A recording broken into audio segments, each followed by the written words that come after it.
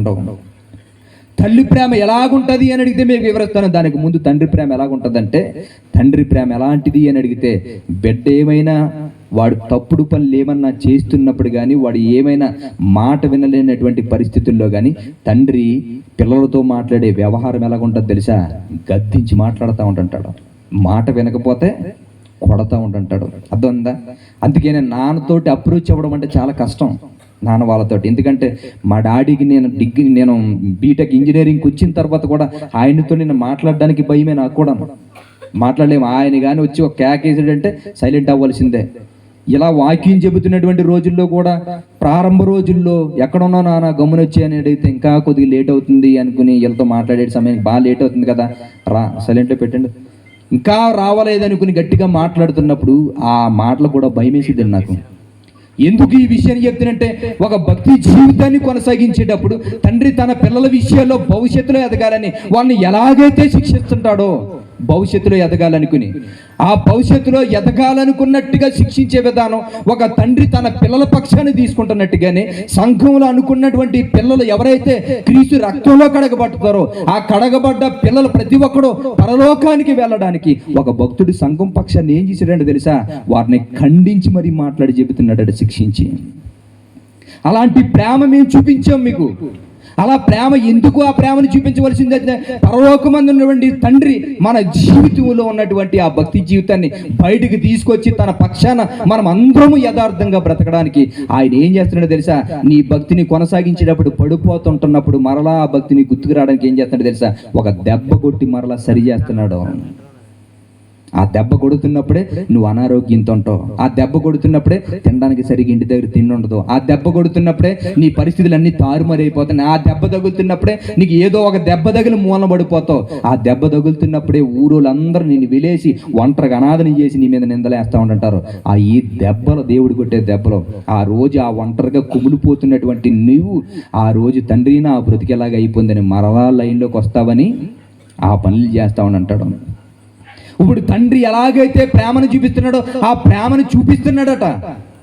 ఆ ప్రేమను చూపించి మనల్ని మరలా సరి అయినటువంటి మార్గంలో పెట్టుకుని తన రాజ్యానికి, నిత్య జీవానికి తగినటువంటి పిలుపుకి తగ్గట్టుగా మీరు బ్రతకాలని అనుక్షణం వాళ్ళ పోరాటం చేస్తున్నారంటే నిజంగాను అది ఎవరిదయ్యా పౌరని అడిగితే, పరలోకమందున్నటువంటి తండ్రి మా బ్రతుకుల్లో మమ్మల్ని సరిచేయడానికి, మమ్మల్ని ఇరిచి ఎలా నిలబెడితే, ఇదిగో మీ బ్రతుకులను కూడా విరిచి దేవుడికి ఉపయోగయుక్తంగా నేను నిలబెడుతున్నాను.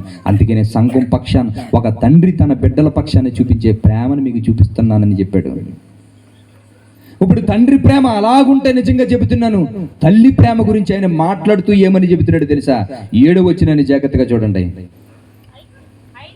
చూడండి ఏమని చెప్తున్నాడు. అయితే స్తన్యమిచ్చు తల్లి తన సొంత బిడ్డలను గారావించినట్లుగా మేము మీ మధ్యన సాధువులమై ఉంటిమి. ఏమని చెప్పాడు తెలిసి? ఇందాకేమన్నాడు?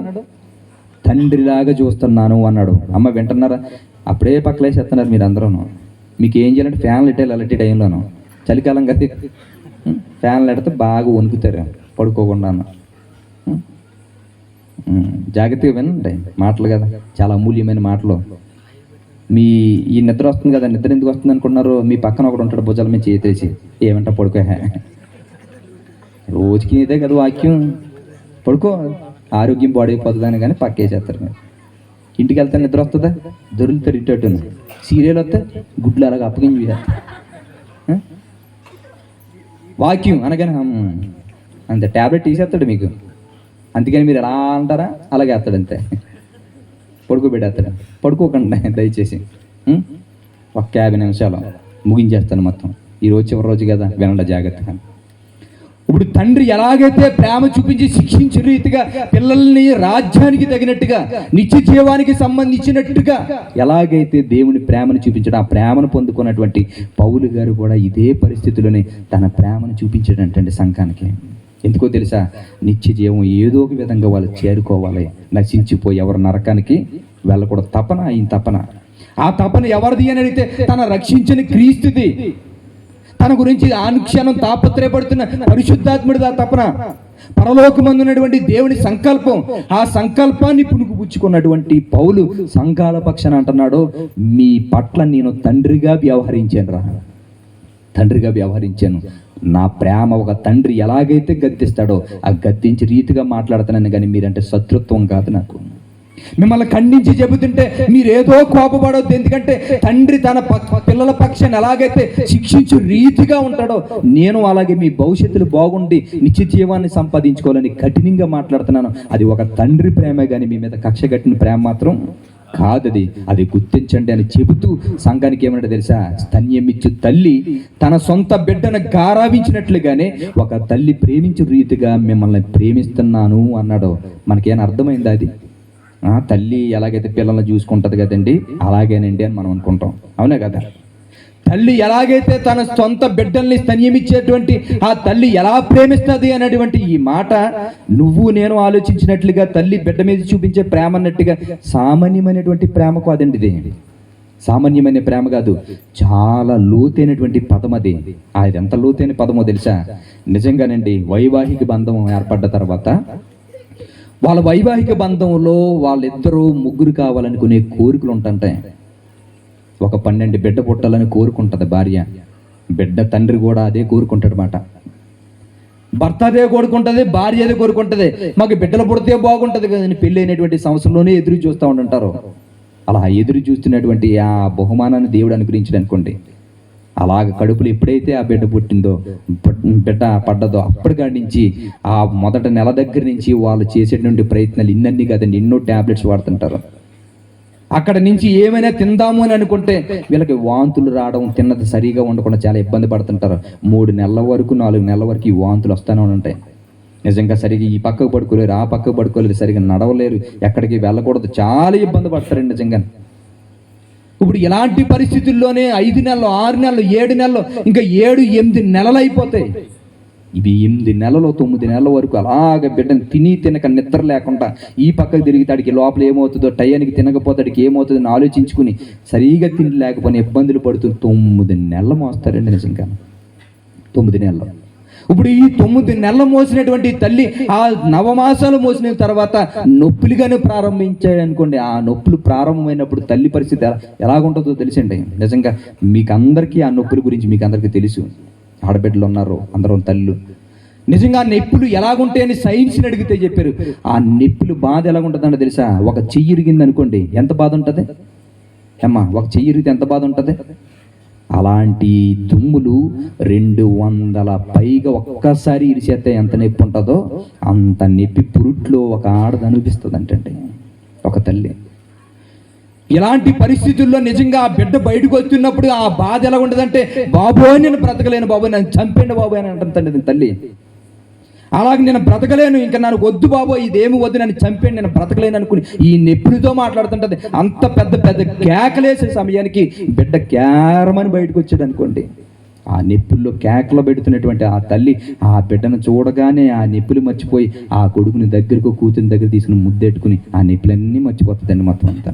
అమ్మయ్య నా కొడుకో లేదా కూతురు పుట్టింది అనుకుని, బిడ్డ పుట్టింది చాలు అనుకుని సంతోషంతో ఉండిపోద్దండి. ఇప్పుడు ఇన్ని పరిస్థితుల్లో ఇంత నొప్పికి కారణమవుతున్నటువంటి ఆ బిడ్డ విషయంలో మరలా కౌగిట్లో తీసుకుని ఆ నొప్పికి కారణమైపోయిన గుండెలు కత్తుకుని అలా చూస్తూ ఉంటుంది. అలా చూస్తూ నిజంగా ఆ బిడ్డ చిన్ననాటి నుంచి ఆరోగ్యంగా పెరగడానికి తల్లి పాలిస్తూ ఉంటుంటుందండి, స్తన్య పాలిస్తూ ఉంటుంటుంది. ఇప్పుడు అలా పాలిస్తున్నప్పుడు 1 నెల వరకు పాలు అలా ఇస్తూ ఉంటుంటుంది. ఒక 2 నెలలు ఇస్తూ ఉంటుంటుంది, 3 నెలలు ఇస్తూ ఉంటుంటుంది. 4వ నెల అయ్యే సమయానికి, ఆ పాలు ఇచ్చే సమయానికి ఏమవుతుంది అంటే తెలుసా? ఆడు పాలు తాగుతున్నప్పుడు ఆ పాలు తాగుతున్న పరిస్థితుల్లో ఆ బిడ్డకి చిన్న చిన్న పళ్ళు రావడం ప్రారంభమవుతూ ఉంటుంది. ఎప్పుడైతే పళ్ళు రావడం ప్రారంభిస్తుందో వాడు పళ్ళు సరిగా దురద కింద ఉంటుంటే ఆడు పళ్ళు ఏమవుతుంటే అంటే ఈసారి నుంచి నార్మల్గా తాగేవాడు ఈసారి నుంచి ఆ పళ్ళుతోటి తల్లి పాలు తాగుతున్నప్పుడు అలా కొరుకుతూ ఉంటుంటాడండి నిజంగా. అలా కొరుకుతున్నప్పుడు నిజంగా అమ్మకి చాలా నొప్పి వచ్చేస్తుంది. వెంటనే తాగుతున్నటువంటి ఆ బిడ్డని వెంటనే పక్కకు లాగేసేలా వేడేద్దాం అనుకుంటా ఉంటుంది. ఆ నొప్పి వచ్చిన వెంటనే ఏం చేస్తుంది అంటే, ఒకవేళ ఈ పాలు పట్టించకపోతే వాడు ఎక్కడ ఎదగడేమో, వాడికి అనారోగ్యం వచ్చేస్తుందేమో అనుకుని ఆ బాధ వాడు కొరికేస్తున్న ఒక పక్క నుంచి నొప్పి వస్తున్న ఆ బాధ పంటి కింద అలా బిగసపెట్టాడు ఆ పాలు అలా ఇస్తానే ఉంటుంటుందండి. ఒక తల్లి ప్రేమ ఎలాగైతే సంఘం అంతా కూడా పాపంలో మునిగిపోతుంటే క్రీస్తుని బయట ఉన్నటువంటి పరిస్థితులు అవమానపరిచేటట్లుగానే వారి భక్తి జీవితం పతనం చేస్తూ ఉంటున్నప్పుడట, వాళ్ళు వ్యతిరేకంగా తిరిగి వారి జీవితాల్లో ఉంటున్నటువంటి పరిస్థితులను బట్టి భక్తిగా మారామని చెప్పుకుంటూనే, భక్తిగా ఉంటున్నామనుకుని చెబుతున్నాయి, లోక సంబంధమైనటువంటి బ్రతుకుతున్నటువంటి వారి బ్రతుకులు చూసినప్పుడు, వాళ్ళు వ్యతిరేకమైనటువంటి అవమానాలు నిందలు వారి మీద వేసినప్పుడు, తల్లి ఎలాగైతే బిడ్డ యొక్క పరిస్థితిని బట్టి ఆ నొప్పిని పంటి కింద దాచేసుకుందో, సంగమంలో ఉన్నటువంటి విశ్వాసులందరూ దేవునికి వ్యతిరేకంగా తిరగబడుతున్నప్పుడు కూడా పౌలు అనేటువంటి వ్యక్తి గుండెల్లో బాధ వచ్చిన ఆ నొప్పి పక్కన అలా పెట్టుకుని పంటి కింద సంఘాన్ని మాత్రం జాగ్రత్తగా బ్రతకండ్రా అని ఏడుస్తూ చెప్పేవాడు అంటే సంఘానికి. తెలుసా, ఒక తండ్రి ఎలా శిక్షించి చెప్పాడో, ఒక తల్లి గారాభంగా ఎలా ప్రేమించి చెప్పిందో ఈ ప్రేమల సంఘానికి తెలియజేస్తుండేవాడంట. ఎందుకో తెలుసా, ఒకవేళ ఏ విషయంలోనైనా నీకు ఆ వాక్యం ఎక్కకపోతే, ఆ వాక్యం నువ్వు ఎక్కకపోతే నువ్వు నిత్య వివాహాన్ని సంపాదించుకోలేకుండా నిత్య నాశనానికి వెళ్ళిపోతాను భయమండి ఆయనకి, భయమంట.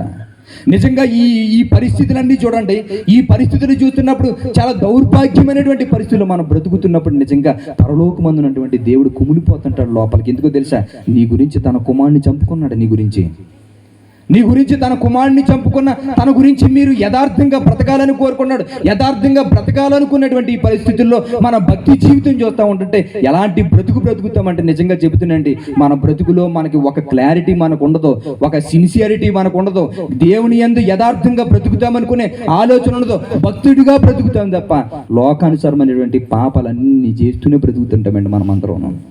మన గురించి ప్రాణం పెట్టినటువంటి క్రీస్తు ఎంత బాధపడతాడు ఈ విషయాల్లో. భక్తులుగా మనం బ్రతుకుతున్నటువంటి ఈ భక్తి జీవితాన్ని సరిగా కొనసాగించక మనకు నచ్చినట్టుగా ఈ భూమి మీద మనకు అనుకూలంగా మనం బ్రతికేస్తూ ఉంటుంటే పరలోకమందున్నటువంటి దేవుడు నా కుమారుడిని రా మీ గురించి చంపుకున్నాను రా నేను ఏడుస్తాడండి ఆయన.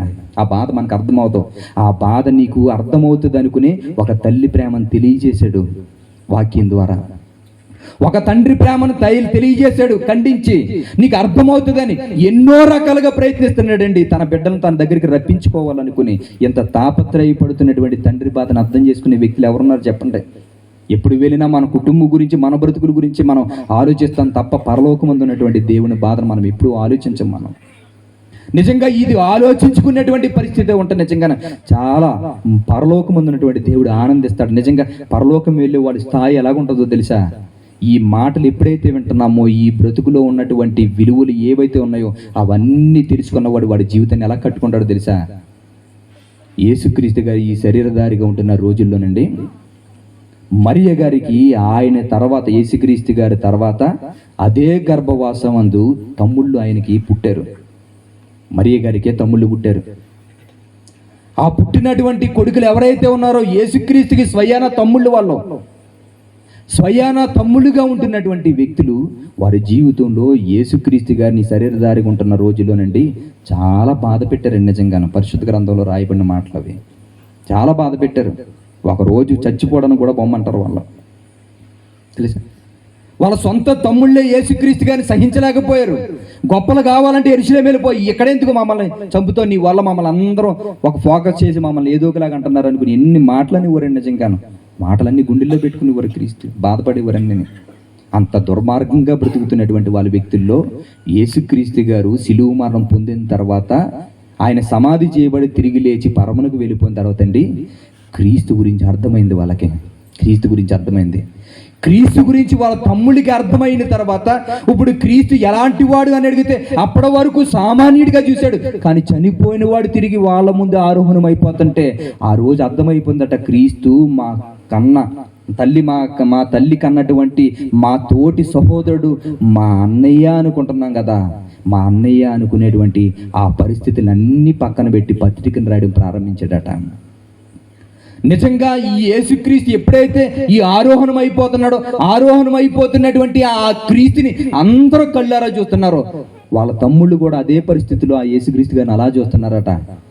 ఇప్పుడు యేసుక్రీస్తు గారే మన సొంత అన్నయ్య అనుకోండి, ఎలా ఉంటుంది చెప్పండి. ఇక్కడ చెప్పండి ఎలాగుంటుంది. మనకి ఎవరన్నా ఈ ఊరి ప్రెసిడెంట్ అని చుట్టమయ్యారు అనుకోండి, బండి సరిగా వెళ్తుందా? సరిగా ఇంటికి ఎక్కడికైనా కుట్ల దగ్గరికి సరిగా మాట్లాడతామా? పోనీ ఎదుటి వాళ్ళతో అయినా మాట్లాడతామా? వాళ్ళు మనకి దూర బంధువైనా పర్వాలేదు, అలా ఎవరు అనుకుంటున్నాం? ప్రెసిడెంట్ మా అన్నయ్య, వరుస ఏముండదు, కలిపేస్తాం. ఎక్కడో దూర బంధువైనా ఊరుకోం మనం. ఇప్పుడు అలాంటి పరిస్థితులు, అలాంటి సిచ్యువేషన్ ఉంటున్నప్పుడు యేసుక్రీస్తు గారిని ఎలాంటి వాడు అర్థమైపోయింది లోకానికి. అలాంటి సమయంలో సొంత తమ్ముళ్ళండి, అదే గర్భవాసన పుట్టినటువంటి ఆ తమ్ముడు ఒక రోజు పత్రికను రాసి ఏమని రాశాడో తెలుసా? జీవితం అంటే విలువలు తెలిసిన తర్వాత వాళ్ళ బ్రతుకులు ఎలా మలిచీసుకున్నారో చూడండి. నిజంగా యాకోబు పత్రిక చూడండి ఒకసారి. యాకోబు పత్రిక అంటే ఏదనుకున్నారు? యాకోబు అంటే యేసుక్రీస్తు గారు స్వయాన తమ్ముడు, ఆయనే రాశాడు ఆ పత్రికని. ఆయన రాస్తున్నటువంటి మాటలు చూడండి. యాకోబు పత్రిక మొదటి అధ్యాయము మొదటి వచనం చూడండి ఒకసారి. ఏమని చెబుతున్నాడో జాగ్రత్తగా చూడండి. దేవుని యొక్కయు ప్రభు అయిన యేసుక్రీస్తు యొక్కయు దాసుడైన యాకోబు, చూడండి జాగ్రత్తగా, దేవుని యొక్కయు ప్రభు అయిన యేసుక్రీస్తు యొక్కయు తమ్ముడునైన యాకోబు అని రాశాడండి అందులోను. అమ్మా అలా రాయబడి ఉందా? యేసుక్రీస్తు గారికి స్వయాన తమ్ముడు ఆయన. యేసుక్రీస్తు గారికి స్వయాన తమ్ముడు కనుక ఇంత గొప్పవాడు గురించి ప్రజలకి మా అన్నయ్య అనుకుని చెప్పే పద్ధతిని పెట్టి తన బ్రతికేటో అర్థమైపోయింది, తన ఎలా చూడాలో అర్థమైపోయింది.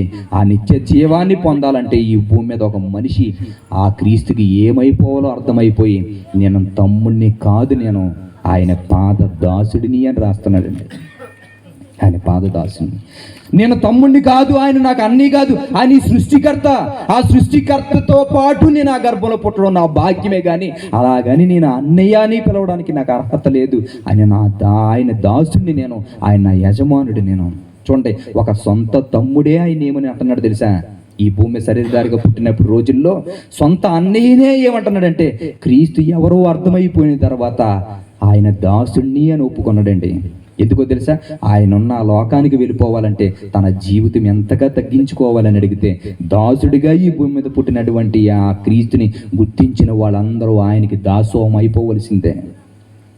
ఈరోజు ఎందుకు ఆ మాటలు చెబుతున్నంటే, జీవితం అంటే ఏటో మీకు అర్థమైంది. ఈ జీవితంలో నువ్వు ఎంత పోరాడినా ఏమీ సాధించలేదని నీకు అర్థమైపోయింది. కానీ దేవుడు చెబుతున్నాడు, ఈ భూమి మీద నువ్వు పట్టుకెళ్ళేది ఏమీ లేదు, కానీ దేవుని యందు భయభక్తులు కలిగి పరిశుద్ధంగా బ్రతికితే చనిపోయిన తర్వాత మరొక బ్రతుకుంది. ఆ బ్రతుకి వెళ్ళాలంటే క్రీస్తుకి దాసులం అయిపోవాలి. మనమందరం క్రీస్తుకి దాసులం అయిపోవాలి. ఎందుకని అడిగితే, ఈ విషయాల్లో మనం బ్రతుకుతున్నటువంటి బ్రతుకు విధానం సరి అయినటువంటి విధానం కాదండి. నిజంగాను మనం బ్రతుకుతున్నదంతా ఫేక్ లైఫ్ అంతను, మనం బ్రతుకుతున్నటువంటి జీవితం అంతను, మనం బ్రతుకుతున్నదంతా ఏదో మంచిగా వాస్తవికమైనటువంటి జీవితం అనుకుంటున్నాం, కానీ ఇది వాస్తవికమైనటువంటి జీవితం కాదు. ఇది ఒక నాటక రంగం. ఇది నాటకాలతో కూడినటువంటి ఈ జీవితాలు బ్రతుకుతున్నాం మనం.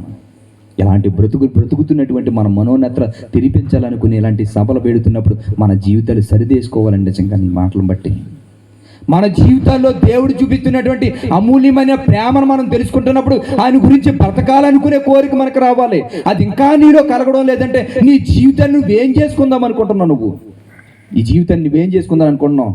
చచ్చిపోతే పోతాం కదా, అయిపోయింది అనుకుంటున్నావా? నువ్వు చచ్చిపోతే అయిపోయింది అనుకుంటా ఈ పరిస్థితిలో ఉంటున్నప్పుడు, నేను మా ఊరి నుంచి ఇంత దూరం ఇక్కడికి వచ్చి ఈ చలిలో ఎన్ని ఇబ్బందులు పడవలసిన పనే నాకు లేదు. ఆ చలిలో ఆ బండి మీద నేను ఎందుకు రావాలి మీ దగ్గరికి? నేను ఎక్కడి నుంచో వచ్చాను, అక్కడి నుంచి మళ్ళీ తమ్ముళ్ళు ఇక్కడ తీసుకురావడానికి నేను మళ్ళా వీళ్ళు ఏమైనా కార్లు ఏమైనా పెడతారే, వద్దురా తమ్ముడు, ఏమైనా డబ్బులు ఏమి వేసేయద్దు, మీ దగ్గరికి నేను అలాగ వస్తాను అనుకుని అక్కడి నుంచి వస్తాను. ఎందుకని? ఈ కారుకి పెట్టి డబ్బులు అంటూ ఇంకొక మీటింగ్ పెట్టి ఇంకొక 10 మందికి సువార్త చెప్పొచ్చు, ఒకడైనా మారుతాడు కదా అనుకుని. ఇప్పుడు ఇలాంటి పరిస్థితుల్లో అనేక మంది హృదయాల్లో వాక్యాన్ని నింపాలనుకునే తపన ఎందుకు మాకు వస్తుంది? ఇంత ప్రయాసపడి మీ దగ్గరకు వచ్చి ఇంతగా వివరించి మీకు ఎందుకు చెప్తుంది తెలుసా? ఇంకొరకు బ్రతుకుంది మనకి పరలోకంలోనూ, ఆ బ్రతుకు వెళ్ళిపోవాలి. అది తెలియడం లేదు ఈ మనుషులకి ఎవరికి కూడాను.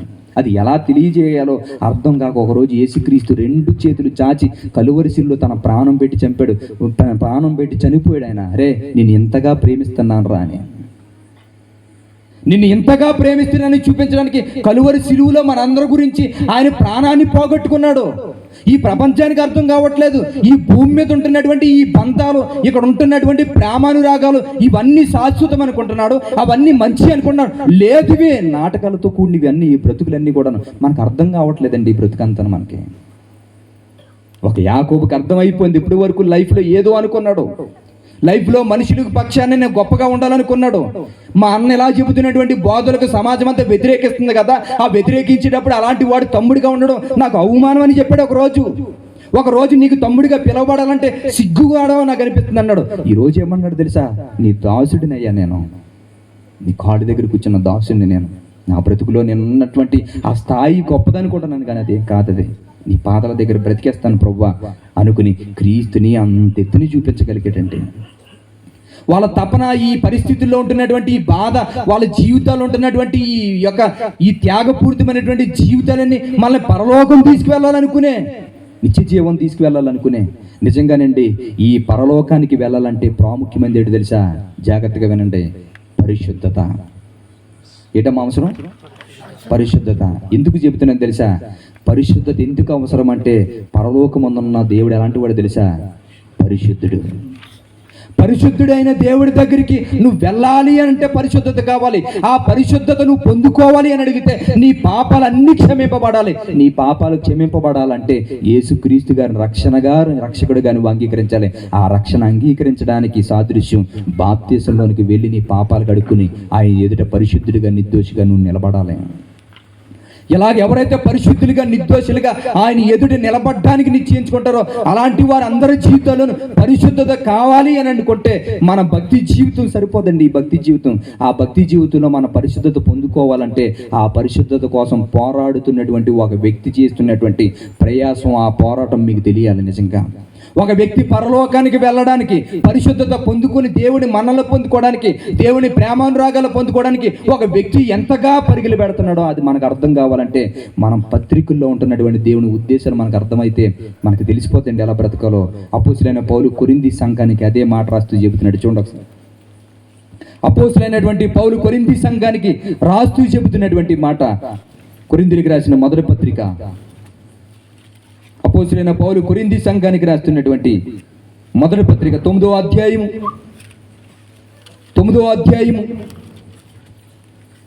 27వ వచనం దగ్గర నుంచి జాగ్రత్తగా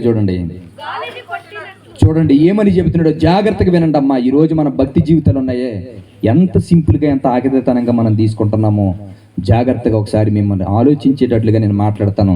జాగ్రత్తగా వినండి. చదవండి తమ్ముడి. సరే చూడండి. గాలిని కొట్టినట్టు నేను పోట్లాడుటలేదు కానీ ఒకవేళ ఇతరులకు ప్రకటించిన తరువాత నేనే భ్రష్టుడనైపోదునేమో అని నా శరీరమును నలగొట్టుకుని దాన్ని లోపరుచుకుంటున్నాను. జాగ్రత్తగా వినండి అమ్మ. అక్కడ ఉన్నటువంటి పిల్లలందరూ మీరు ప్రతి ఒక్కరూ జాగ్రత్తగా వినాలి. పౌలు అనేవాడు ఎలాంటి వాడు తెలుసా? సామాన్యమైన వాడు కాదండి. నిజంగా పౌలు అనేవాడు ఎంత గొప్పవాడు అని అడిగితే నిజంగా యేసుక్రీస్తు ఈ భూమి మీద లేని రోజుల్లోనండి యేసుక్రీస్తు ఎలాగుంటాడా అనుకునేవాడికి ఏమన్నాడు తెలుసా? నన్ను చూడండిరా, యేసుక్రీస్తు గారిని చూసినట్టే. యేసుక్రీస్తు గారు ఎలా బ్రతకాలో కోరికలు మీలో పుడతా ఉండంటే, నన్ను చూసి బ్రతకండి, నా అడుగు జాడల్లో అడుగులు వేసుకుండండి, మీరు క్రీస్తు యొక్క అడుగు జాడలంటే అడుగులు వేసినట్లని. ఈ భూమి మీద క్రీస్తు లేని రోజులోనే ఆయన క్రీస్తుని తనలో చూపించాడండి సమాజానికి. ఎంతగా ఆయన సమాజానికి క్రీస్తుని చూపించగలిగాడంటే నిజంగా తన జీవితం ఎలాగున్నదండి అయితే చెప్తున్నాను. పరలోకం వెళ్ళడానికి తను చేస్తున్నటువంటి ప్రయత్నంలో తన ఎలాంటి గొప్పవాడు, ఆ గొప్పవాడి గురించి చెబితే మన జీవితాలు ఆయనకి తగ్గట్టుగా ఉన్నాయో లేదో, మనం ఎలాంటి పరిస్థితుల్లో ఉన్నామో మనకు అర్థమవుతుంది. పౌలు ఒకప్పుడు యేసుక్రీస్తుగా తెలియనప్పుడు సౌలుగా ఉంటున్నప్పుడు నిజంగా క్రైస్తవులందరినీ చాలా చిత్రహింసలకు గురి చేసి, వాళ్ళందరినీ చాలా చిత్రహింసలకు గురి చేయడంతో పాటు కాకుండా ఆడవారిని ఇంట్లోనికి వెళ్ళి జుట్టు పట్టుకుని ఈడ్చేసేవాడండి బయటికి. చిన్నపిల్లలను అయితే వాళ్ళందరినీ కొట్టి చంపేవాడు, నేలకేసి కొట్టేవాడు, పొడిచేవాడు, చంపేసేవాడు. మొత్తం అందరినీ ఎంత ఎలాంటి వాళ్ళైనా చాలా కర్కశంగా ప్రవర్తించేవాడు నిజంగాను సౌలుగా ఉంటున్నప్పుడు. ఎంత దారుణమని అడిగితే రోమా ప్రభుత్వం దగ్గర క్రైస్తవులందరినీ చంపడానికి అధికారం కావాలనుకుని ఒక అధికార సంబంధమైన పత్రాన్ని కూడా చేతబట్టుకుని వెళ్ళిపోతాడు ఆయన. అలాంటి వాడికి ఒక రోజు క్రీస్తు పరిచయం అయిన తర్వాత తన బ్రతుకులో క్రీస్తు ఎవరో అర్థమైపోతుంది. ఏ దేవుడి గురించి, ఏ తండ్రి గురించి నేను పోరాడబడుతున్నానో ఆ తండ్రి యొక్క స్వయాన కుమారుడైన క్రీస్తునే నేను కాదనుకుని ఆయనకి వ్యతిరేకంగా నేను బ్రతుకుతున్నానా, ఆయన్నే నేను హింసిస్తున్నానా అనుకుని ఎప్పుడైతే తెలిసిందో అక్కడి నుంచి క్రీస్తు గురించే బ్రతుకుతానని సాక్షిగా నిలబడిపోడండి.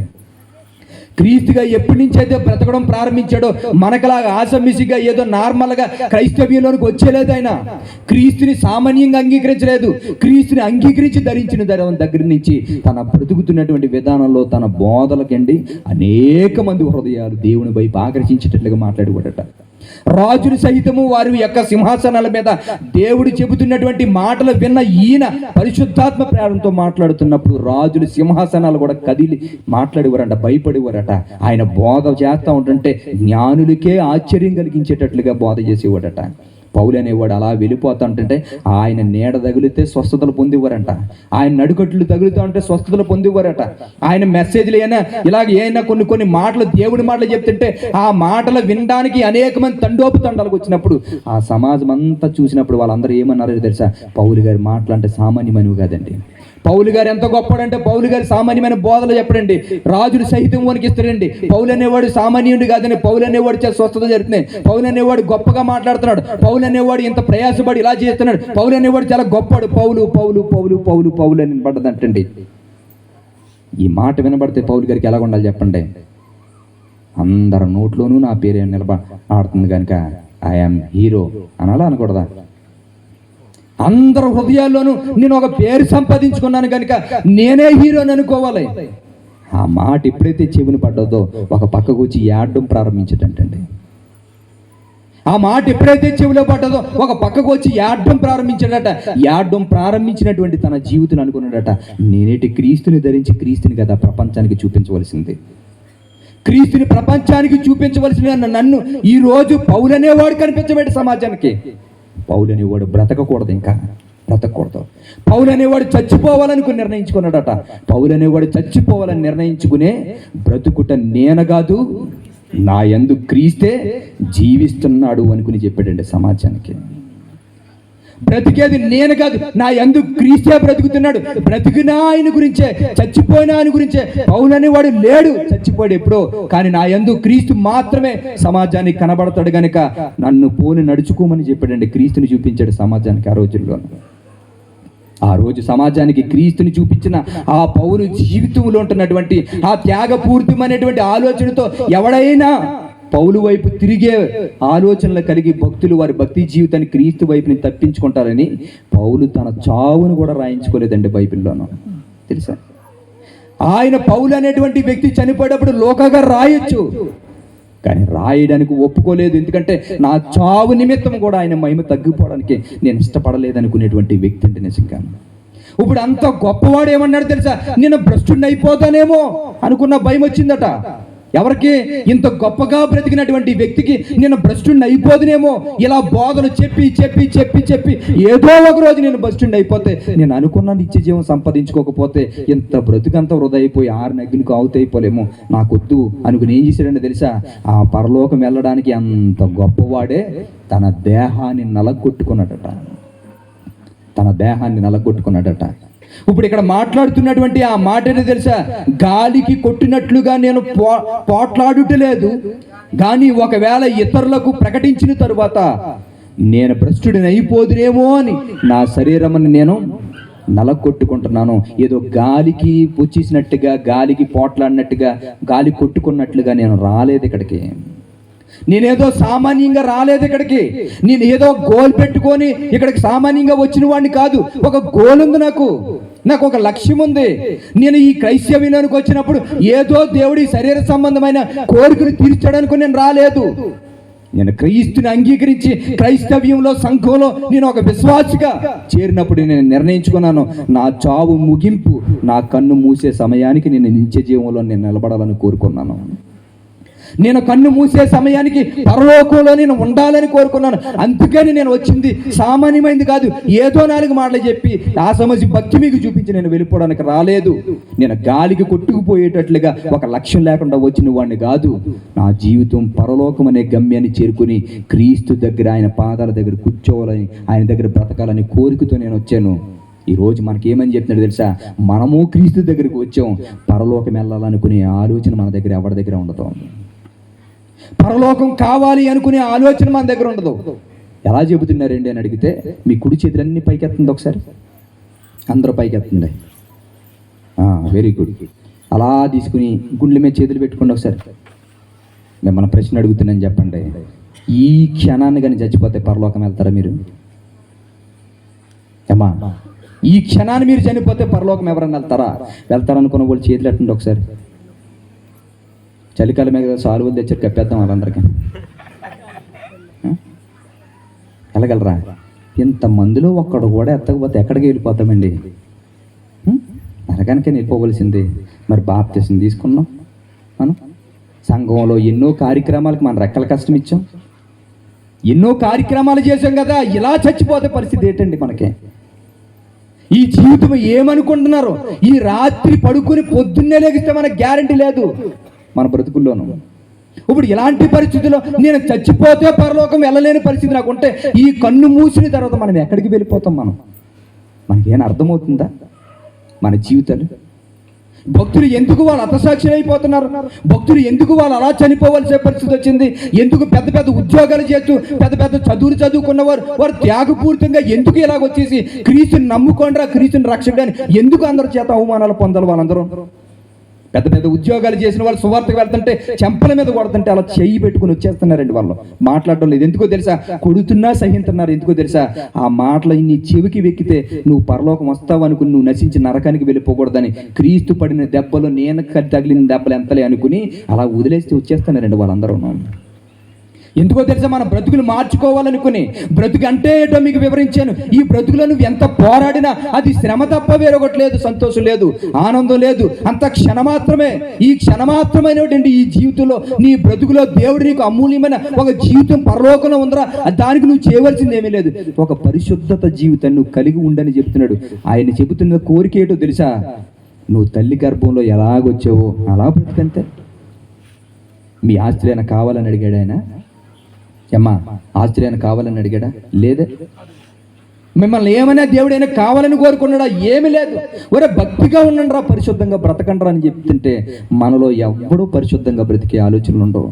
పొద్దున్న లెగిస్తే అబద్ధాలు, పొద్దున్న లెగిస్తే బూతులు, పొద్దున్న లెగిస్తే తప్పుడు ఆలోచనలు, పొద్దున్న లెగిసిన దగ్గర నుంచి అసూయలు, స్వార్థం, కుట్రలు, ఇవన్నీ మన జీవితంలో హృదయంలో పేరుకుపోయి నిజంగా ఎంత దౌర్భాగ్యమైనటువంటి పరిస్థితి చూడండి మనం బ్రతుకుతుంది. మన బ్రతుకుతున్నటువంటి జీవితంలో ఈ అసూయ స్వార్థాలతోనే నిండిపోయింది. పక్కవాడంటే మనకు అసహ్యం. పక్కవాడు ఎలా పోయినా పర్లేదు, మనం మాత్రం అందరం బాగా బ్రతకాలి మనందరి జీవితాలను.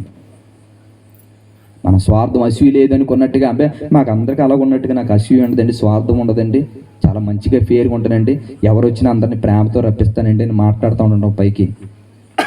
ఆ పక్కోడు కోడి అని నీ ఇంటికి వచ్చాను మేత ఊరుకుంటావా నువ్వు? పక్కోడు కోడి మీ ఇంటికి వచ్చి మేస్తుంది అనుకోండి, ఏం చేస్తారు చెప్పండి మీరు? సరిగా ఒక రాయి తీసుకుని దెబ్బకి చావాలం కదే. సచ్చెల్లాడు కూడా వేస్తారు దాన్ని. ఎందుకని? ఆడు కోడే మీ ఇంటి దగ్గర రానెత్తలేదు. నువ్వు ఎంత పేరుకుపోయింది నీలోను. అంటే ఒక మనిషి జీవితంలో ఇది స్వార్థం అనేది, అసూయ అనేది ఎంత పేరుకుపోయింది. ఒక కోడిని సహించలేకపోతున్నావు, కుక్కని సహించలేకపోతున్నావు. నీ కుక్క నీ కోడి మాత్రం అన్నిళ్ళు చక్కబెట్టాలి, అన్నింటికి వెళ్ళి తినేచ్చింది. ఆ పక్కది మాత్రం మన దగ్గరికి రాకూడదు. ఆ కోడిని తిడతారు, ఆ కోడిని వంకటి ఆ మనిషిని తిడతారు. ఈ మా ఇద్దరి కొడుకు సాగు రాదంటారు, ఆ మనిషినే కోడంక.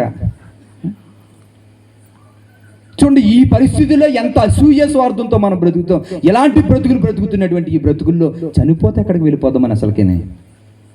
భక్తులు ఇన్ని త్యాగపూరితమైనటువంటి మాటలు ఎందుకు చెప్తున్నారు? ఈయన అర్థమవుతున్నాయి మనకి ఈ మాటలు ఏమన్నా? ప్రతిరోజు ఆదివారం 1 గంట లేదంటే శుక్రవారం 1 గంట మందిరానికి వెళ్ళిపోయి ఆరాధన ప్రార్థన చేస్తే మనం పరలోకం వెళ్ళిపోతాం అనుకుంటున్నామా? అలా పరలోకం వెళ్ళిపోయేలాగుంటే ఇంత కష్టపడవలసిన పని ఏముందండి? పౌలు ఏం చేశాడంటే తెలుసా? నలగొట్టుకున్నాడట, తన దేహాన్ని నలగొట్టుకున్నాడట. పౌలు తన దేహాన్ని నలగొట్టుకున్నాడు. ఆ నలగొట్టుకునేటువంటి విధానం ఎలాంటి పరిస్థితి అనేది నిజంగా చెప్తానండి. సువార్త చెబుతూ ఉంటుంటే కొరడాలతో కొట్టేవారండి ఆయన్ని, కొరడాలతో కొట్టేవారు.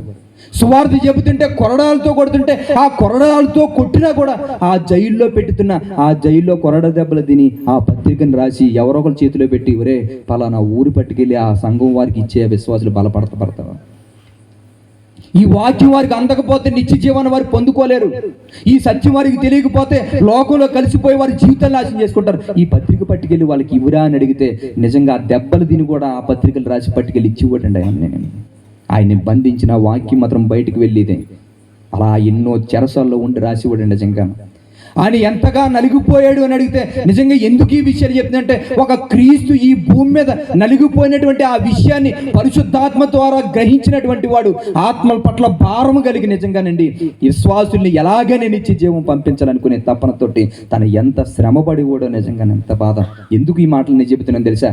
నిన్ను పరలోకం పంపించడానికి ఎంతో మంది రక్తం కాచి హతసాక్షులు అయిపోతున్నారు అందరూ. నీ జీవితాన్ని వృధా చేసుకోకూడదని.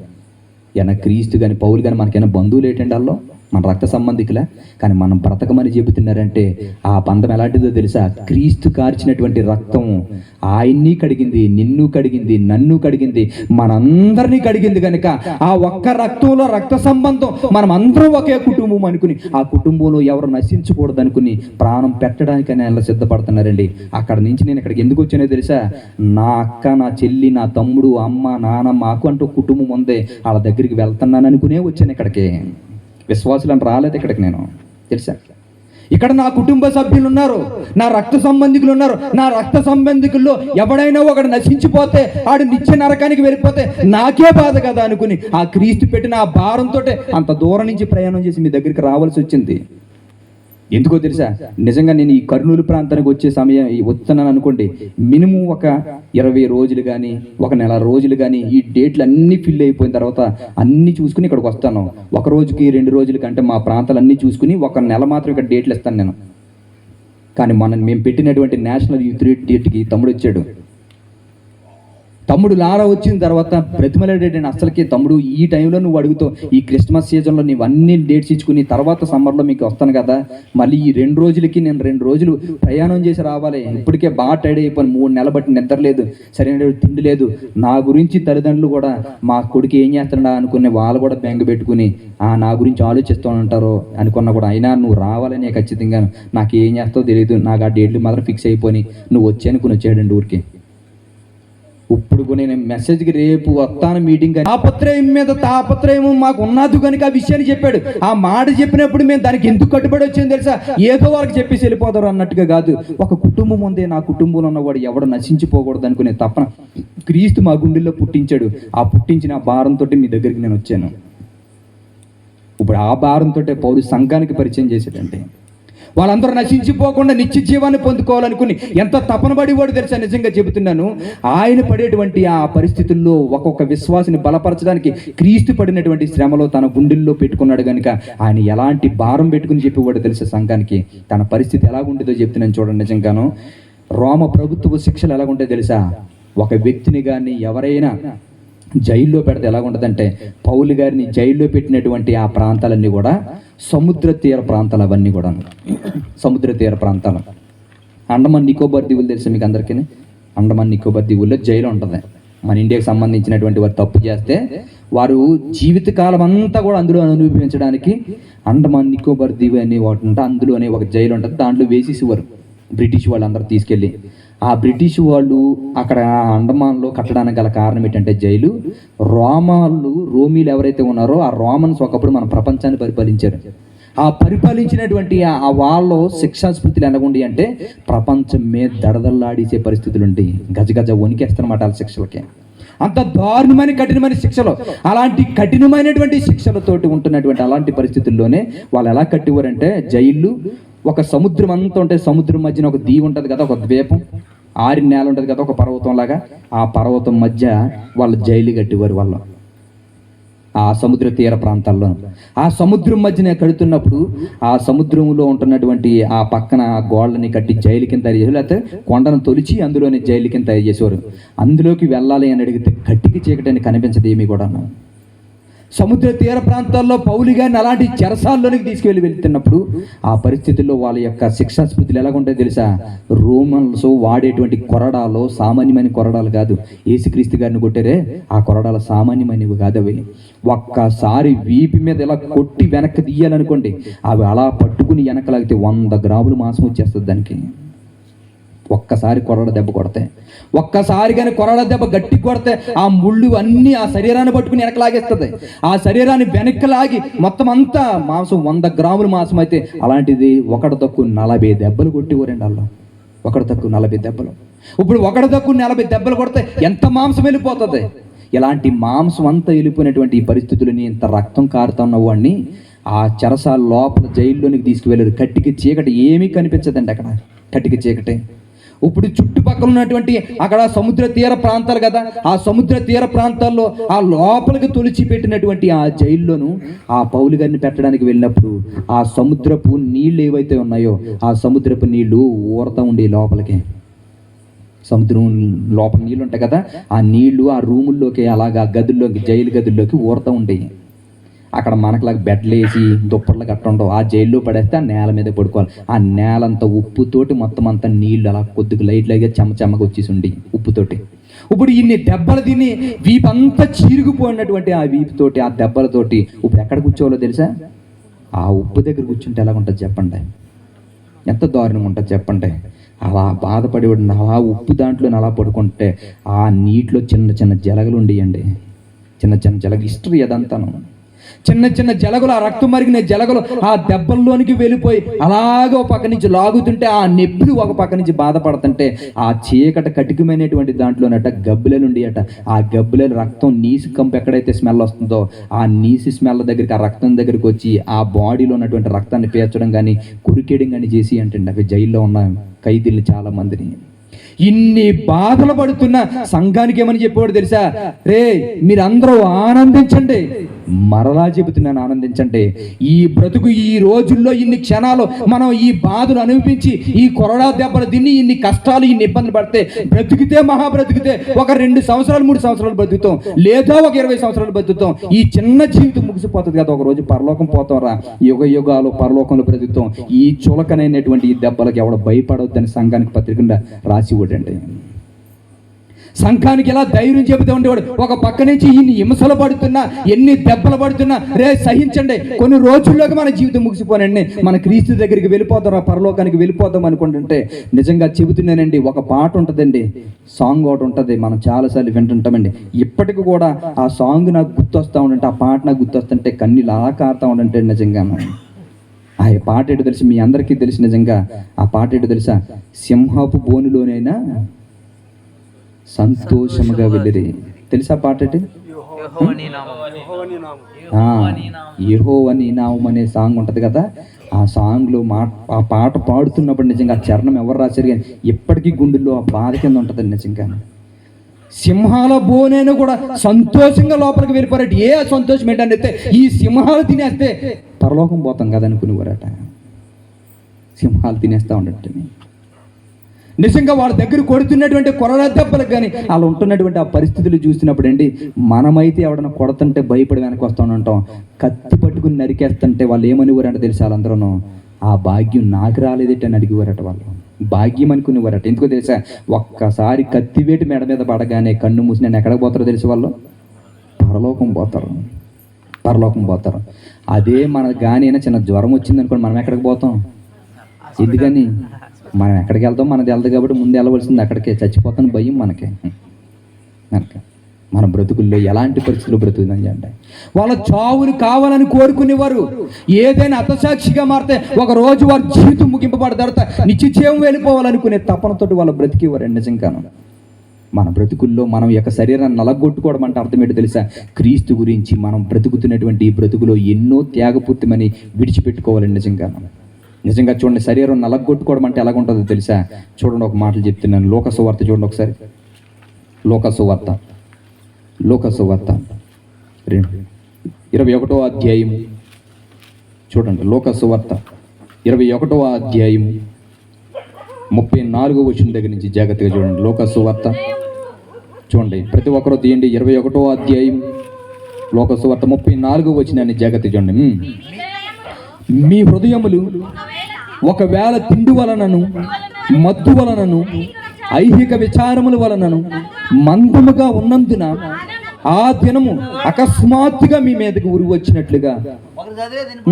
వచ్చినట్టు రాకుండా మీ విషయమై మీరు జాగ్రత్తగా ఉండి. చూసారు ఏమని చెప్తున్నాడు? మీ జీవితాల్లో మీరు తెలుసుకోవాల్సిందేటో తెలుసా? నలగొట్టుకోవడం అంటే ఒక రాయి తీసుకుని మీ శరీరాన్ని కొట్టుకోవడం కాదు. నలగొట్టుకోవడం అంటే పరలోకం వెళ్ళడానికి నలగొట్టుకున్నాడట పౌలు. ఎలా నలగొట్టుకున్నావు అని అడిగితే ఆయన చేస్తున్నటువంటి పని ఏంటో తెలుసా? ఆయన ముందు దేవుని కార్యక్రమం అంటే తిన్నం కూడా మానేసి పరుగులు పెడతాడట. ఆయన తిన్నం కూడా వదిలేసి పరుగులు పెడతాడట. ఆయన గురించి ఏదైనా చెప్పుకోవాలంటే నిజంగా నలగొట్టుకోవడం అంటే ఎన్నో త్యాగపూరితమైనవి చేశాడండి. మన పరిస్థితి ఎలాగ ఉంటుందో తెలుసా? ఆయన దేవుడు పని ఉన్నదంటే తిండి కూడా మానేసి ఆ పనినే చేసేవాడు. మన పరిస్థితి ఎలా ఉంటుంది అనుకున్నారు? ప్రార్థన ప్రారంభించేమని అయ్యగారి కానీ ఒకవేళ మైక్తో అందరికీ అనౌన్స్మెంట్ చేసి, అమ్మ ప్రార్థన ప్రారంభింపబడద్దు, అదే ప్రతి ఒక్కరు మీ పనులు ముగించుకొని రండి అమ్మ అనే సమయానికి మీరు ప్లేట్ పెట్టుకుని అన్నం తింటున్నారు అనుకోండి, అక్కడ భోజనం చేస్తున్నారు.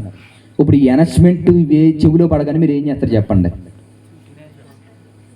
ఏం చేస్తారు చెప్పండి? వదిలేస్తారు అనుకున్నారు మీరు? ఇంకా స్పీడ్గా తినేస్తారు. వదిలేస్తారు మీరు ఇంకా స్పీడ్గా. మామూలుగా తింటే తక్కువే తింటారు, ఈ కంగారులో ఇంకా ఎక్కువ తినేస్తారు మీరు.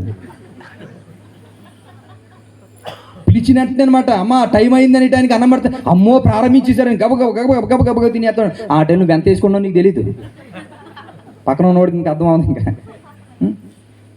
ఆ పని గురించి పక్కన వాళ్ళ విషయాల్లో దేవుడి దగ్గరికి వెళ్ళడానికి తిండి కూడా విడిచిపెట్టి వెళ్ళిపోవాడంటండి. తిండి మీద ఉండేది కాబట్టి ఏ రోజు కూడాను ఆకలి దప్పికలైన ఉపవాసాల జాగరాలైనా ఏదైనా దేవుడి గురించి నిలబడాలి. ఎందుకని అడిగితే తిండి తిండి తిండి తిండి అనుకునేటువంటి బ్రతుకుతున్నటువంటి బ్రతుకుల్లో మనం ఉన్నాం, మనందరం ఉన్నాం. మనకు తెలియాలి ఎందుకు దేవుడు సామాన్యంగా రాయించలేదు ఈ మాటలో. యేసుక్రీస్తు గారే చెప్తున్నాడు, ఆ దినపు రాకడ గురించి మీలో ఎవడైనా ఒకవేళ తిండి నిమిత్తమైనను లేదంటే త్రాగుడు నిమిత్తమైనను మీ హృదయాలు మందమైపోయే పరిస్థితుల్లో ఉంటే మీ జీవిత గమ్యమేటో మీకు అర్థం కాదు. కనుక వీటిల్లో మత్తులుగా ఉండొద్దు, వీటిలోనికి దిగిపోవద్దు. ఎవరు కూడా తిండి విషయంలో చాలా జాగ్రత్త అని చెప్పాడు.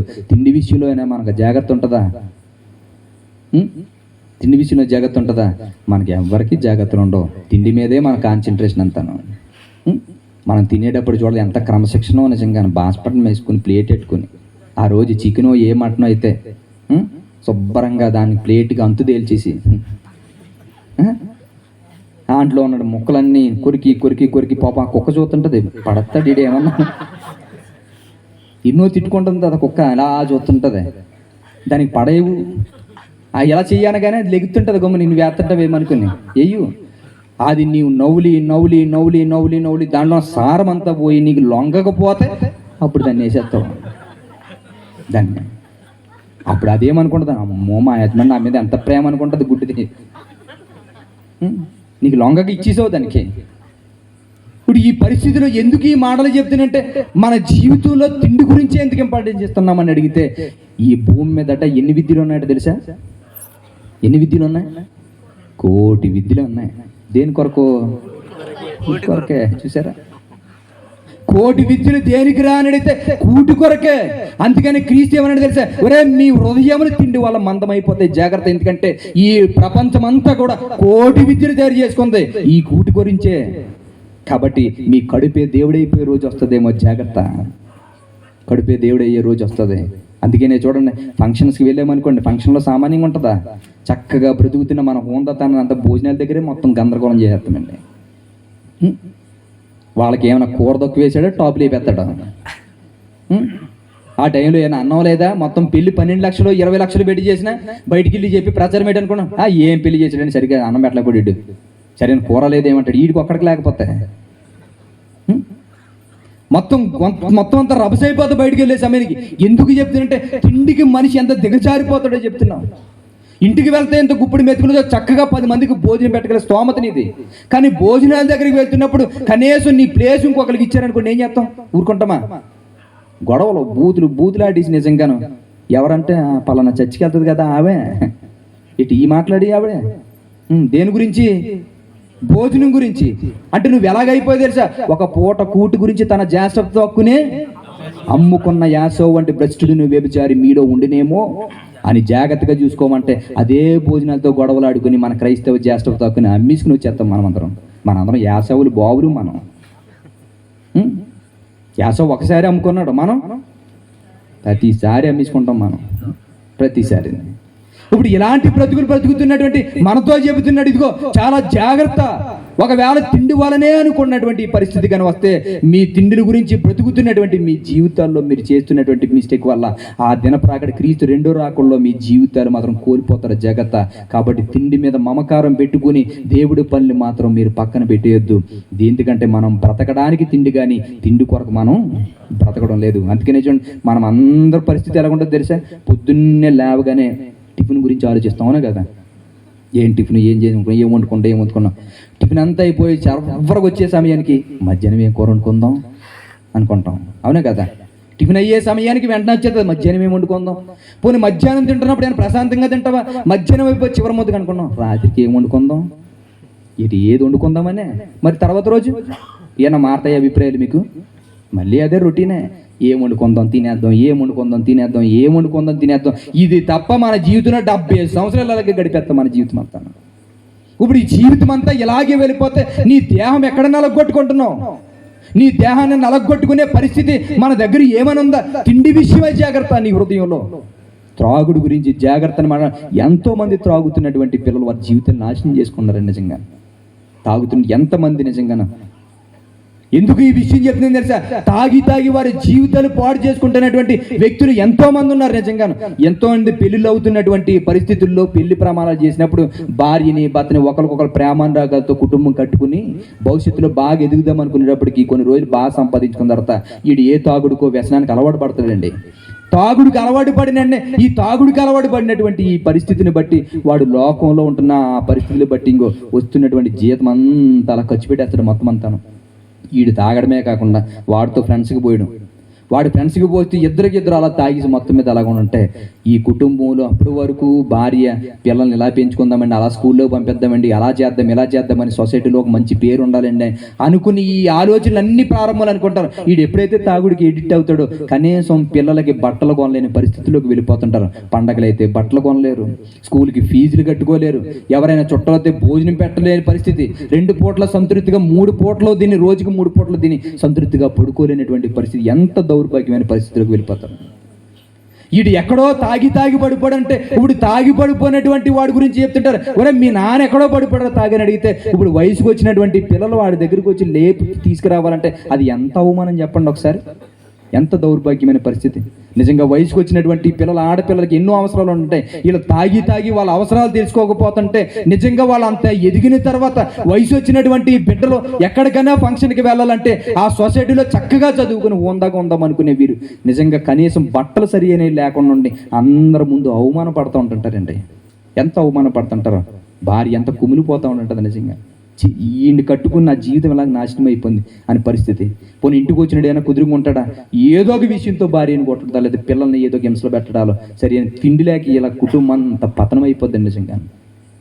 తాగుడు అనుకుంటూ జీవితాలు, కుటుంబాలు నాశనం చేసుకుని ఎంతమంది యవనస్తులు వారి జీవితాలు పతనం చేసుకుంటారు. మత్తు జీవితాలు పడిపోయినాడు, మత్తుకు అలవాటు పడిపోయిన ఈ పరిస్థితుల్లో ఎంతో మంది గంజాలు తాగుతున్నారు, ఎంతో మంది డ్రగ్స్కి వెళ్ళిపోతున్నారు, ఎంతో మంది మందు తాగుతూ వాళ్ళ కిడ్నీలు ఫెయిల్యూర్ అయిపోతున్నాయి, వారికి ఉన్న విలువలు పాడైపోతున్నాయి. ఎంత దారుణమైన పరిస్థితుల్లో సమాజం ఉంటుంది. కుటుంబాలు నాశనం అయిపోతున్నాయండి. చింపురు గుడ్డలు ధరించడానికి కారణం ఏంటని చెప్తున్నాడు తెలుసా? ద్రాక్ష రసమే దానికి కారణం అని చెప్తున్నాడు. మందుకి చింపురు గుడ్డలు ధరించడానికి కారణం సోమర్తనంతో పాటు నీకు ఈ జీవితంలో ఈ మందు అలవాటు ఉంటే ఇంకా కుటుంబంలో ఏ విషయంలో సంతోషం ఉండదండి నిజంగాను. అలా తాగుబోతులుగా బ్రతుకుతున్న వారి జీవితాలని చెబుతున్నాను. ఒకవేళ దేవుడు ప్రేమించి నీతోటే మాట్లాడుతున్నాడు, ఒకవేళ తాగుతూ జీవితాన్ని కొనసాగించుకుంటే దేవుడు కన్న తండ్రిలా నీతో మాట్లాడుకున్నాడో, కన్న తల్లిలా నీతో మాట్లాడుతున్నాడో, ఈ మత్తులో నీ కుటుంబ భవిష్యత్తుని మర్చిపోయి వాళ్ళ సంతోషాన్ని హరించేస్తున్నావు. బిడ్డల సంతోషాన్ని, భార్య సంతోషాన్ని హరించడానికి నువ్వు ఒక్కడవే సంతోషంగా ఉండడానికి తాగుతున్నావు. కానీ ఆ డబ్బులు లేక వాళ్ళు పస్తులు పడుతూ వాళ్ళు ఎంత ఇబ్బంది పడుతున్నారో ఎంతో మంది పిల్లలు ఉన్నారండి నిజంగాను. ఎంతోమంది తాగేసి బండి స్పీడ్గా నడుపుతూ ఉంటుంటారు, ఏదో ఒక లారీని గుద్దేస్తారు. వీడి మీద ఎన్నో ఆశలు పెట్టుకున్న తల్లిదండ్రులు గుండెలు బాదుకుని ఏడుస్తూ ఉంటుంటారు. నా కొడుకు ఏదో ప్రయోజకుడు అవుతాడంటే వీడి శవంగా చచ్చి వస్తూ ఉంటుంటే ఆ పరిస్థితిలో గుండెలు బాదుకుని ఏడ్చేటువంటి తల్లిదండ్రులు ఎంతోమంది ఉన్నారు. తాగుడికి అలవాటు పడిపోయి కిడ్నీలు ఫెయిల్యూర్ అయిపోయినటువంటి వ్యక్తులు డయాలసిస్కి వెళ్ళి ఎంతోమంది హాస్పిటల్లో నిజంగా వాళ్ళకు ఉన్న పరిస్థితులు చూస్తుంటే హృదయం అంతా కూడా విదారకమైపోయినటువంటి పరిస్థితులు కనబడుతున్నాయి నిజంగా సమాజంలోనూ. నిజంగా ఈ పరిస్థితులన్నీ మీకు ఎందుకు వివరిస్తున్నాను తెలుసా?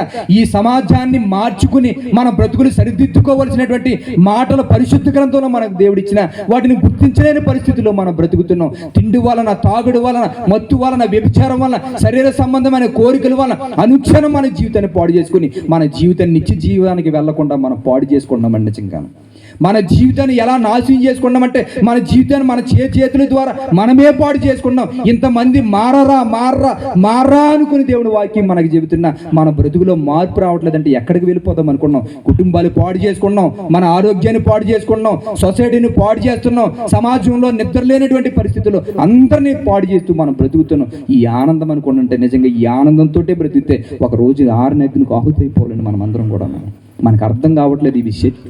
కుటుంబాలు కట్టుకోమని చెప్తున్నాడు, మన భక్తి జీవితాన్ని నిలబెట్టుకోమన్నాడు. పరలోకం కావాలనుకునేటువంటి వ్యక్తులుగా ఉంటున్నప్పుడు ఇదిగో మీ మాటలు సరివనివి కాతే తీసేయండి, దాన్ని మీ అబద్ధపు మాటలు అయితే మానేయండి, బూతులైతే మానేయండి. మీ జీవితంలో పరిశుద్ధత గురించి అనుక్షణం పాడడానికి మీరు ముందుకు నడవండి. మీ జీవితాలు దేవుడు కట్టడానికి ఇష్టపడుతున్నాడు. ఇప్పుడు చెబుతున్నాడు, తిండడ్డొచ్చిందా దేవుడి పని గురించి పక్కన పెట్టండి. తిండడ్డు వస్తే తాగుడు, ఒకవేళ ఈ పరిస్థితుల్లో తాగుతా ఉంటే నీకు విలువలు తెలియవు. తాగుతున్నటువంటి వ్యక్తులు ఎలాగుంటుందో తెలుసా? నిజంగా తాగుతున్నప్పుడు పిల్లల్ని ఏం మాటలు మాట్లాడతాడో, తల్లిని ఏం మాట్లాడతాడో తెలుస్తుందండి. నిజంగా భార్యని మాట్లాడినట్టుగానే పిల్లల్ని కూడా మాట్లాడుతుంటారు. ఆ కూతురు ఎంత బాధపడిపోతుంది నిజంగా. భార్యని ఎలాగైతే విచ్చలవిడిగా మాట్లాడుతుంటారో అదే మాటని కూతురిని అన్నాడు అనుకోండి, ఈ గుండె పొడుచుకుపోతుంటుందండి ఒక పక్క నుంచి. ఎంత దారుణంగా ఉంటుంది అనుకుంటున్నారు?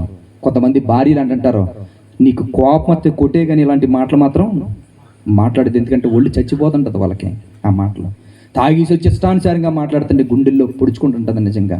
ఇలా తాగి కుటుంబాలు ఎంతోమంది నాశనం చేసుకున్న వాళ్ళు ఉన్నారు. తాగి వాళ్ళ కుటుంబంలో వాళ్ళు ఒకవేళ తాగి వాళ్ళ కాలు చేయదో పడిపోయింది అనుకోండి, ఇక నుంచి బాగున్నప్పుడు వీడి వాళ్ళ సుఖం లేదు. మంచం మీద పడిన తర్వాత సాకిరీ చేయడానికి పిల్ల నలుగురు వాడి దగ్గర కూర్చుని ఆ సాకిరీ చేస్తూ కూర్చోవాలి, సేవలు చేస్తాను. వద్దురా ఎంతమంది చెప్పినా వినరు. కుటుంబం అంతా నాశనం అయిపోద్ది. చదువుకుని ప్రయోజకులు అవ్వాల్సిన వాళ్ళు కూలి పనులు చేసుకుంటే కుటుంబాల్లో వీధుల్లో కష్టపడవలసి వచ్చే పరిస్థితి వస్తూ ఉంటుంది. ఒకవేళ బాధ్యత లేనటువంటి పరిస్థితుల్లో తాగుతానే ఉంటుంటే ఆ పిల్లలు ప్రయోజకులు అవ్వడం కాదు, వయసు వచ్చిన పిల్లలను కూడా ఏదో ఒకలాగా లోకంలో ఉన్నవాడు ఏదో పాడు చేద్దాం అనుకున్న ఆలోచనతో వాళ్ళ మీద చూపులు పడుతుంటాయి.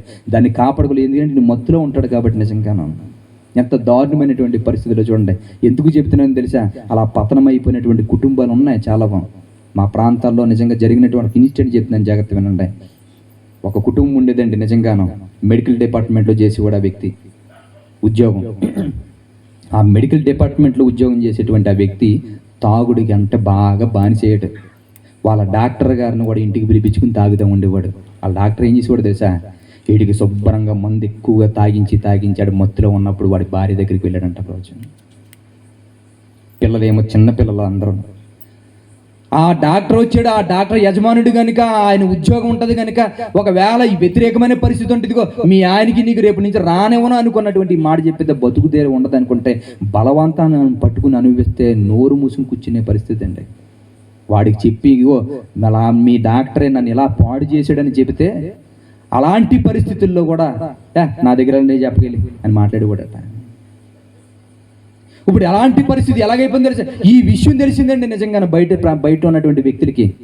ఆడికి మందేడు నేర్పించి వాళ్ళ భార్యతో అక్కడ ఉంటున్నటువంటి వ్యక్తులు చాలా మంది బలవంతంగా ఆమెను పాడు చేశారంటే ఎంత దౌర్భాగ్యమైన పరిస్థితి. ఒక్క తాగుబోతుడిని కట్టుకున్నందుకు అనేక మందికి ఒళ్ళు నలిపించుకోవాల్సి వచ్చిన పరిస్థితి వచ్చింది దానికి. తాగుడుతో మనం ఏదో అనుకుంటున్నాం, అక్కడితో వదిలిపోదు. వాళ్ళకి 2 పిల్లలు ఉన్నారు, ఆడపిల్లలు, చిన్న పిల్లలే, వాళ్ళకి తెలియదు ఆ రోజు. ఆమె ఎలాగైపోయిందని అడిగితే ఆడు తాగి కాలుకి షుగర్ ఎక్కువైపోతే కాలు తీసేస్తే ఆ కాలు తీసిన పరిస్థితుల్లోనే ఇలాంటి దౌర్భాగ్యమైన పరిస్థితుల్లో కూడా తాగేస్తుంటే ఇంకా భార్యని చూడలేక వదిలేస్తే వాడు ఆ మంచం మీద అలా చచ్చిపోయాడు. చచ్చిపోయిన తర్వాత ఆ భార్య అదే పరిస్థితుల్లోనే ఏం చేస్తుందో తెలుసా? ఈసారి నుంచి ఇప్పుడు వరకు పరిచయాలు అన్న వాళ్ళతోటి ఆ వ్యభిచారం కొనసాగించుకుంటూ పిల్లలు పెంచుతా ఉంటే పిల్లల వయసుకు వచ్చారు. ఇప్పుడు పిల్లల వయసుకు వచ్చి చదువుతున్నటువంటి వాళ్ళు ఒక రోజు అలా ఏం చేశారంటే నిజంగా ఆ తల్లితో పాటు ఉన్నవాడే ఆ అందులో ఉన్నటువంటి ఒక బిడ్డని కావాలని నీతో పాటు నేను అనుభవించాలని కోరుకోనని చెప్పాడట. ఎంత దౌర్భాగ్యమే చూడండి. ఇలాంటి పరిస్థితుల్లో ఆ పెద్ద పిల్ల ఒప్పుకోలేదనుకుని ఆ పెద్ద పిల్లని బలవంతం చేయడానికి వస్తే బయటకు పారిపోయి సమాజానికి చెప్తా ఉంటున్నటువంటి పరిస్థితుల్లో మీ జోలికి వచ్చామంటే మళ్ళీ మమ్మల్ని తిడతారా బాబు ఇలాగ అనుకుని వాళ్ళతోటి ఆ గయ్యలు అని వాళ్ళకు ఒక ముద్ర ఇస్తారు. వాళ్ళ జోలికి వెళ్లకుండా ఉండేస్తే ఆ పరిస్థితుల్లోనే ఆ పిల్ల అలాంటి పరిస్థితుల్లో నిజంగా ఈ సమాజం ఎవడి జీవితంలో